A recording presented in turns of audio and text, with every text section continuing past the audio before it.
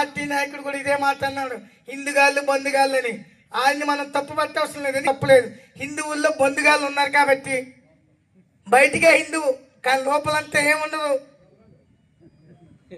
అదిగో పాట ఉంటుంది కదా, దొంగలు ఉన్నారే లమ్మ లంగలు ఉన్నారే. ఇది మన హిందువులు కరెక్ట్ సెట్ అవుతుంది. అదే రాజకీయ నాయకులు నిన్ను కులాల పేర్లతోని నిన్ను విడగొట్టి విభజించి వాళ్ళు ఏదైతే కులాల మధ్య కుంపట్లు పెట్టి ఆ కుంపట్లో వచ్చే వేడిని వాళ్ళ యొక్క రాజకీయ పబ్బం గడుపుకోవడం కోసం ఎండాకాలం వానాకాలం అని లేకుండా ప్రతి కాలంలో కులాల మధ్య కుంపట్లు పెట్టి ఆ వేడి ద్వారా వాళ్ళ పిల్లలకి పొట్టి చీరలు కొని వాళ్ళ కుర్చీలను బంగారమైన చేసుకుంటారు తప్ప నీ కులానికి ఏమైనా ఒరిగేది ఉందా? ఒరిగేది ఉందా? మరి నీ కులానికే ఒరిగేది లేనప్పుడు నీ హిందుత్వానికి, నీ ధర్మానికి, నీ గ్రామానికి, నీ దేశానికి, నీ రాష్ట్రానికి ఏం ఒరుగుతుంది?